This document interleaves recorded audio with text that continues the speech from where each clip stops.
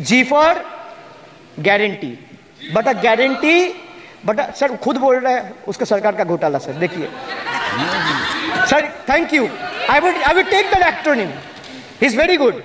Sir, G for guarantee, G for घोटाला, need घोटाला and a guarantee with zero warranty. Sir, PM announced demonetization and guaranteed black money. भैया कितना self goal दोगे, कितना self goal दोगे, देते रहो आपको ही डांट पड़ेगी। PM announced demonetization and guaranteed that black money would be wiped out. Sir, he failed. Sir, why I say guarantee with zero warranty? Why I say guarantee with zero warranty? Because PM announced demonetization. He said black money will be wiped out. Sir, this government failed. 99% of the black money came back into circulation and is in the system now. Sir, he guaranteed that terrorism would be curbed. Again failed.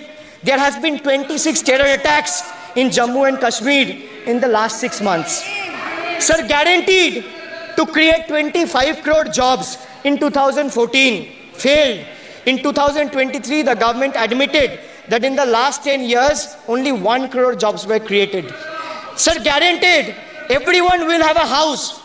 The Prime Minister himself said that everyone, every Indian will have a roof over their head. Everyone will have a house by 2022. The Finance Minister proposed the construction of an additional 3 crore houses under PM Awas Yojana. Yet no mention has been made of 11,36,000 houses in Bengal that are still awaiting central funds, while the same money is being allocated to purchase aircraft worth 8,000 crore and construct palatial buildings as a part of Central Vista project worth 20,000 crores. And the poor people of this country still endure homelessness and remain without a roof over their heads. Still remains without a roof over their head. Another failed promise. आज देश का दुर्भाग्य है, पहले तो classroom में भी कोई अगर चोरी करता था, किसी की कॉपी करता था, तो वो भी 10 दिन तक अपना मुंह किसी को दिखाता नहीं था।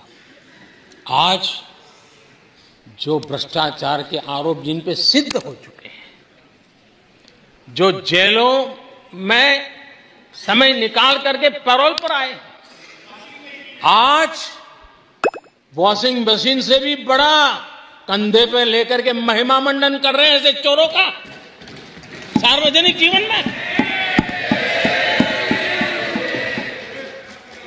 कहां ले जाना चाहते हो देश को तुम?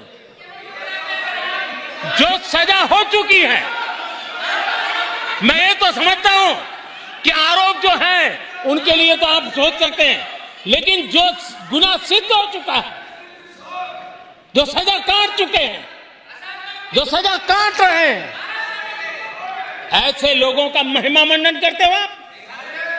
कौन सा कल्चर और देश की भावी पीढ़ी को क्या प्रेरणा देना चाहते हो आप? कौन से रास्ते और ऐसी कौन सी आपकी मजबूरी है?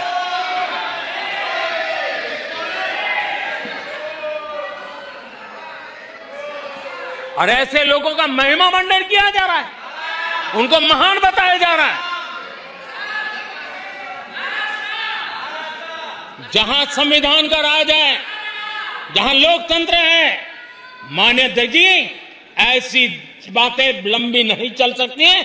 ये लोग लिख करके रखे हैं, ये जो महिमा मंडन का काम चल रहा है उनका, वो अपने ही खात्मे की चिट्ठी पे सिग्नेचर कर रहे हैं लोग।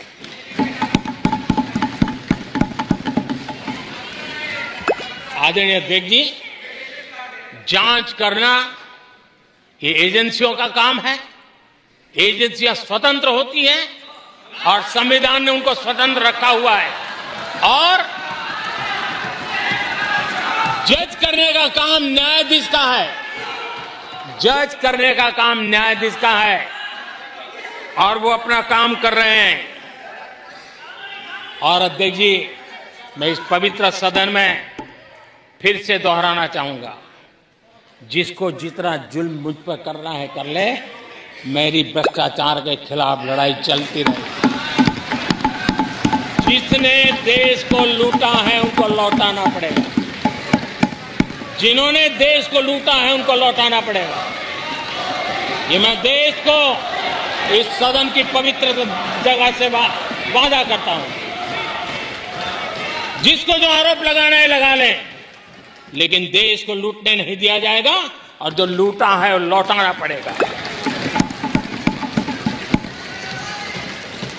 आदरणीय अध्यक्ष जी, देश सुरक्षा और शांति का एहसास कर रहा है।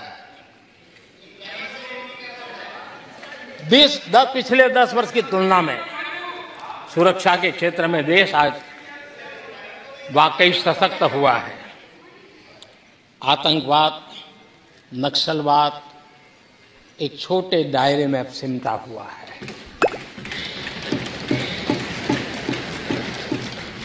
लेकिन भारत की जो टेररिज्म के प्रति जीरो टॉलरेंस नीति है, आज पूरे विश्व को भी भारत की इस नीति की तरफ चलने के लिए मजबूर होना पड़ा। भारत की सेनाएं सीमाओं से लेकर के समंदर तक अपने सामर्थ्य को लेकर के आज भी आ गए। हमें हमारी सेना के पराक्रम पर गर्व होना चाहिए। हम कितना ही उनके मोरल तोड़ने की कोशिश करें, मुझे मेरी सेना पर भरोसा है। मैंने उनके सामर्थ्य को देखा है। कुछ राजनेता सेना के लिए हल्के फुल्के शब्द बोल दें, इससे मेरे देश की सेना डिमोरलाइज होगी। ये सपनों में कोई रहते तो निकल जाए। देश के मूड को वो खत्म नहीं कर सकते। और किसी के एजेंट बन करके इस प्रकार की भाषा अगर कहीं से भी उठती है, देश कभी स्वीकार नहीं कर सकता है। और जो खुलेआम देश में अलग देश बनाने की वकालत करते हैं,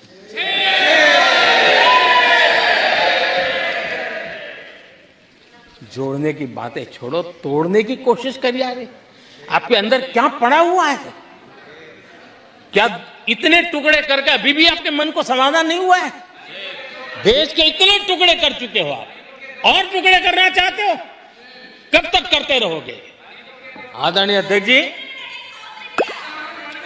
इसी सदन में अगर कश्मीर की बात होती थी तो हमेशा चिंता का स्वर निकलता था, छिटाकशी होती थी, आरोप प्रत्यारोप होते थे।